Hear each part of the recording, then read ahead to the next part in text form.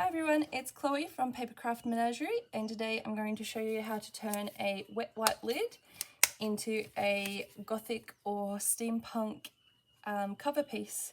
So it is a bit of a hidden frame, so you can use it to hide something. It can have a little bit of bulk in there just because there's that little bit of room, but not too much. And usually the inside is the same colour as the front. I just didn't quite get enough time to prepare this one. So I will start with this one and I will show you how I prep the surface. So really I don't really prep it just because I find it has the effect. But the first thing I do is put a bit of homemade gesso on the main of it.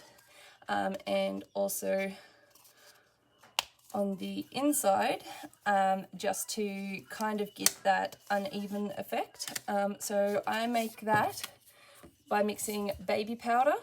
The amount doesn't really matter, it's more the consistency. So, you know, what's that, probably like a teaspoon of powder, maybe a teaspoon and a half to, let's say, we'll start with half a teaspoon of glue. The amounts vary with the weather, with the day, with everything really. Whether it's a Tuesday, I'm sure that plays into effect. So I just keep adding little bits at a time until I get it to a sort of maybe like a mashed banana consistency. It has to be consistent enough to be able to hold itself when you place it. So if you make it a little bit too wet, just add a little bit more powder. But see, that one's a little bit too wet. If we glob it down, see that it kind of moves. You want it to kind of stick together and hold its form.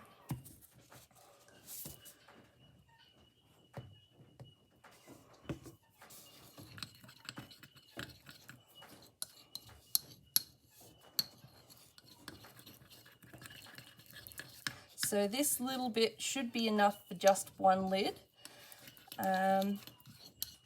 Might be a little bit left over. So I'll just kind of test it on the side there. Yeah, so it still kind of loses its form a little. So you want it quite powdery, so maybe I didn't need to add that second bit of glue. But if you've got unlimited resources, just keep playing around with it till you get it. There, that's better. So that'll really hold its form when you put it on, and give the glue time to firm up and dry. Once it's formed, these ones are hard. It just takes a minute to form up. So one thing I will add is that between each of these steps, you have to wait for it to completely dry, which is why this is a progression line really, because I can do one then go on, and it's not really something you can mass make. I mean, if you have multiple lids, then go ahead, make 6 of them at a time, but you'll have to do each step probably almost, I like to leave a couple of hours between, but if I can, I like to leave a full day. It just really helps to make sure it's secure and dry. So I just place a nice big glob on, and then I just run it all over. I don't worry too much about the gap here because I like to use a needle or an awl to clear it before I open it. Sometimes it works, sometimes it doesn't, but if you do it before the painting step, usually you're all right. And after the painting step as well. Anytime you put a layer on it, just try to give it a clear.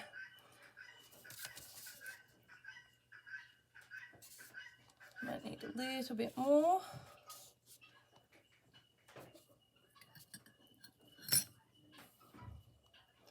And just spread it all over. Don't worry about making it all textured yet. It just helps to get it all spread out first and all covered, and it gives it a little bit of time to kind of dry a little. if you spread it thin enough. Alright, and then once it's all covered, what I like to do is tap it, and some comes off and some stays on, but it gets all of the ridges and the bumps that you see on, you know, bits of real metal. Well, real old metal before the machines made it easier to get a nice finish. So I'll sit that down for a while, and so you have to leave each side. So with this one, I left it a day and then opened it up and did in here. I don't do in here with the gesso just because it makes it hard to shut.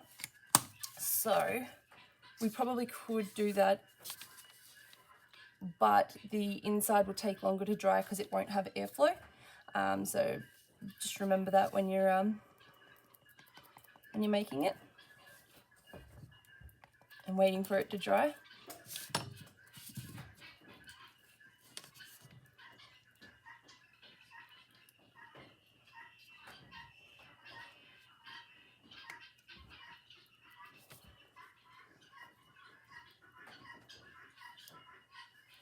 So just trying to get it all around the edges, and then same technique, just placing the finger on.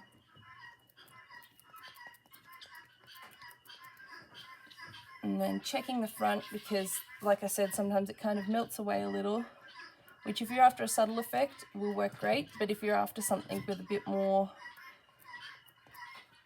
of an effect to it, you can always grab a little bit more and just place a couple more larger bumps on it.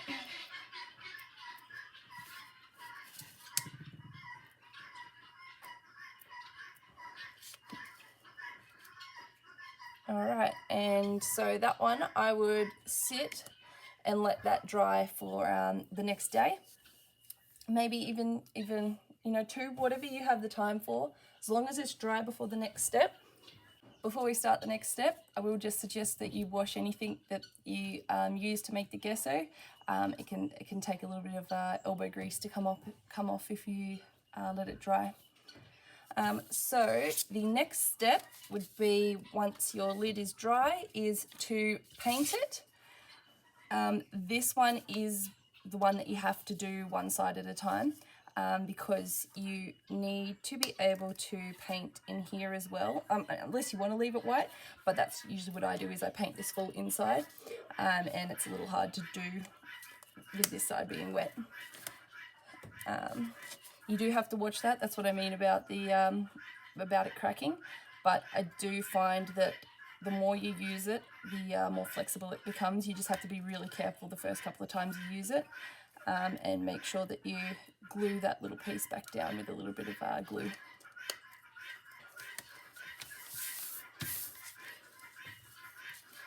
So for the base colour, I use blue and a little bit of black. I just find it comes up at a bit of a nicer colour than straight black. So I like to mix just a good dollop of blue with a little dollop of black, and this is the base for both the top and the bottom, or the outside and the inside, however we're going to separate the two.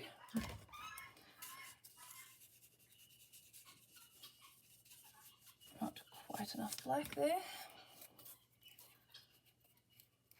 So just keep mixing it up till you get not too dark, but so that you can't tell that it's definitely blue, but so it's not a pitch black either.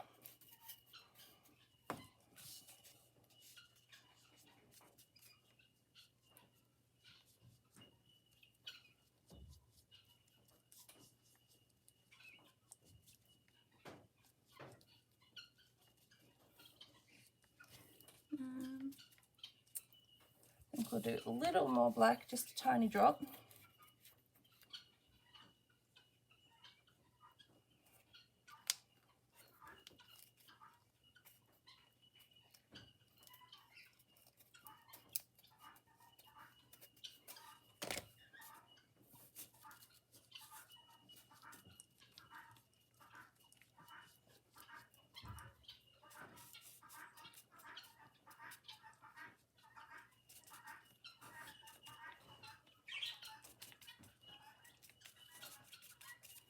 And then I just paint this on.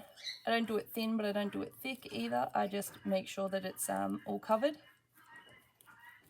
especially in between all of the little bumps and down here.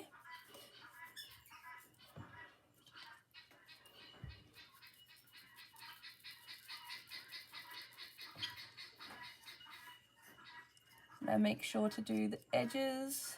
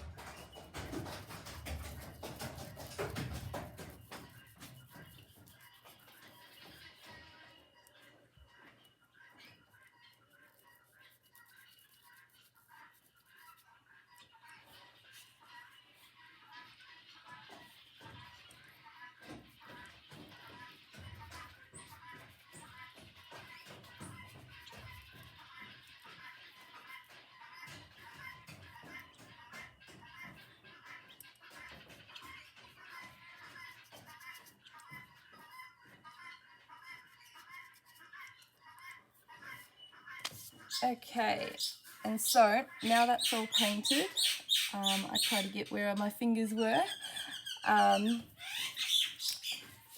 just make sure it's all covered completely. And so I will let that dry for a couple of hours, and then I would open it up and paint the inside and let it dry for a couple of hours again.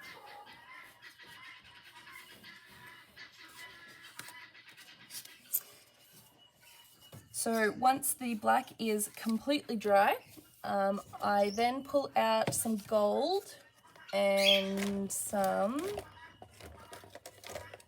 silver paint and a dry brush. And so I like to start with silver, and I get just a tiny amount, really doesn't have to be much. And I put a little bit on the brush, and then I tap it out so it's almost completely off. And then I will lightly and quickly rub the brush over the black, keeping it at 90 degrees, just to get a very light covering that mostly hits the surface of the bumps that we put in there.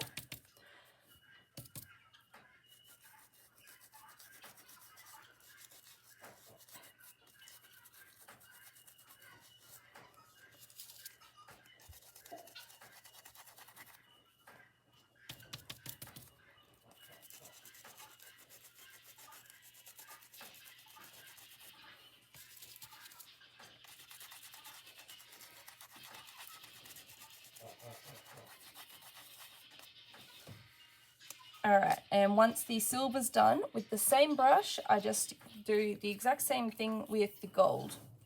If you prefer to use different colours, you can. I think any metallic-y sort of colour would work for this. I just like the effect of it looking like metal.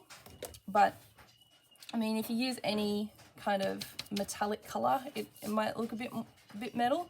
I just... not sure if a bright pink would work, but really it depends on your theme and what you're after. It could make a nice cover for whatever book that you're doing. I don't let it dry between the silver and the gold. I find it doesn't doesn't really matter because it's going on so thin and quickly.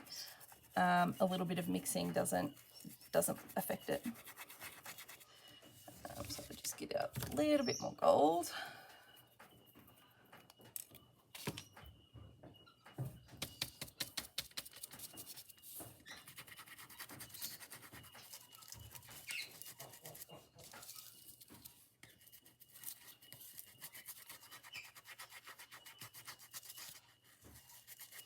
There we go.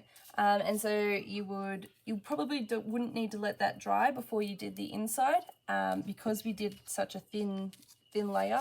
It's pretty dry already. But of course I haven't done these insides because, like I said, I was in a little bit of a rush to pre-prep them. So yeah, so that's how it comes up. If you're interested in seeing how it looks with both sides done, I did do a flip through in my playlist of the Gothic journal and ephemera pack, and on the cover of that it shows one of these fully done, and I even decorated the front of this on top of it with some flowers and other little bits of metal. I think I might have used a frame of some sort, or maybe some leaves. I can't remember exactly what I did, but yeah, but it shows what it looks like all done. So I hope you enjoyed this tutorial and that it was useful, and I'll see you next time. Thanks guys, bye.